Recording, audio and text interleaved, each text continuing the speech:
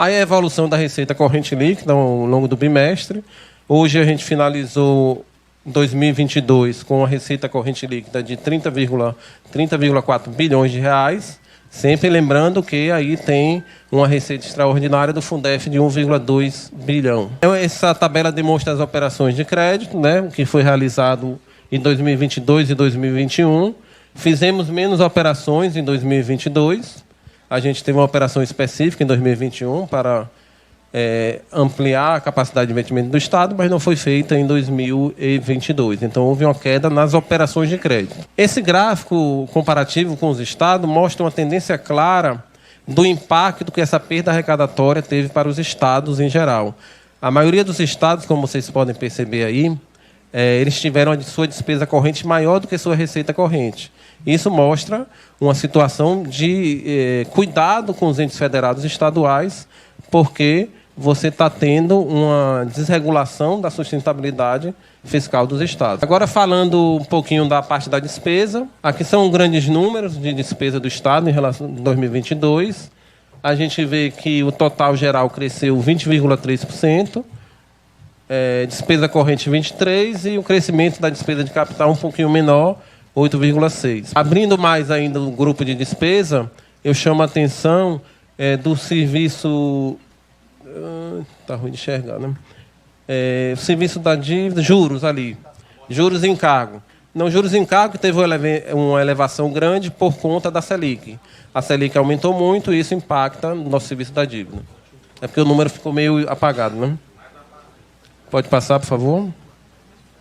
Investimento, como eu falei, o Estado do Ceará. Investimento, como eu falei, o Estado do Ceará ele tem uma política sustentável de investimento ao longo dos anos, onde normalmente a gente estamos em primeiro lugar quando a gente olha a comparação investimento com receita corrente líquida.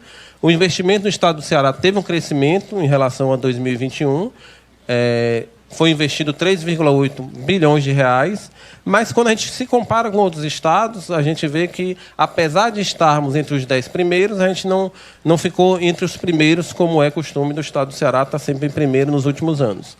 Isso se dá por conta até, se você olhar os estados que estão lá mais na frente, tem Alagoas, tem Espírito Santo, se eu não me engano, são estados que estão com liminar e não tiveram a perda, porque já estão compensando dívida. Então, eles não tiveram a capacidade de investimento reduzido por conta da Lei Complementar 194. Aí, chegando nos indicadores fiscais da LRF, educação, saúde, que está na Constituição, mas também é acompanhado rigorosamente, despesa com o pessoal, resultado primário e dívida pública. Educação, o Estado do Ceará, ao longo do tempo, vem cumprindo sempre os índices mínimos, que é de 25% da receita líquida de impostos de transferência.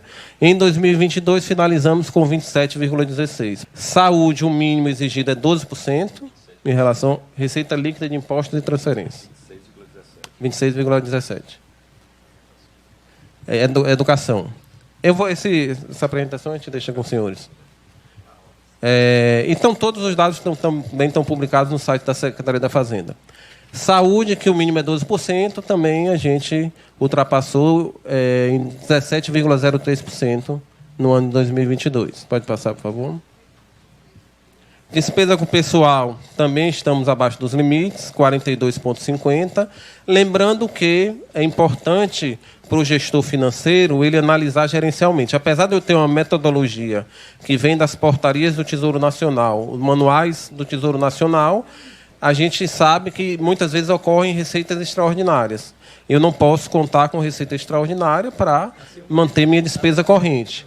Dentro desse valor de 42,50, lembrando que a RCL tem 1,2 bilhão, que é do Fundef. Então, apesar desse número estar 42,50, e mesmo retirando esse valor de 1,2 bilhão, eu ainda continuar dentro dos limites, é importante ter atenção, porque eu não posso aumentar minha despesa contando com dinheiro que é receita extraordinária. A gente já faz assim no Estado do Ceará há muitos anos, eu estou aqui há 15 anos como servidor da Cefaz, trabalhando nessa parte de gestão fiscal, e a gente sempre faz os números da metodologia estabelecida pelo Tesouro, mas analisando gerencialmente todos os impactos de receita extraordinária, como a gente já teve ITC-D extraordinário, decorrente de o falecimento de alguma grande fortuna. eu não posso contar um dinheiro extraordinário, como o nome já está dizendo. Pode passar, por favor. Aqui é a despesa com o pessoal em relação aos poderes, né? E a colocação do Estado do Ceará em relação aos outros entes. Eu gosto muito de sempre fazer, quando a gente estuda gestão financeira, a gente tem aquilo que a gente chama de análise vertical e horizontal. A horizontal é que eu analiso o indicador ao longo do tempo, e a vertical é que eu analiso o indicador comparando com outras empresas. No caso da empresa que vende refrigerante, Coca-Cola tem que estar olhando para a Pepsi. Então, assim, a gente gosta de sempre fazer as análises com os outros estados para saber qual é a colocação, para a gente ver o que, é que tem de bom em outro estado, que a gente possa aproveitar ou não. Então, essa análise combinada, vertical com horizontal, é importante para qualquer gestão financeira. Pode passar, por favor. Aqui é a despesa com o pessoal em relação aos ativos e inativos.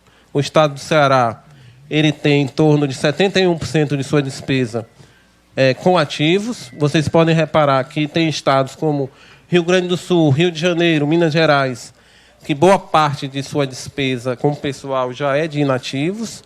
Coincidentemente ou não, esses 3 estados já estão no regime de recuperação fiscal, então é um ponto de atenção. Você está analisando quanto você compromete de sua despesa com o pessoal com inativos.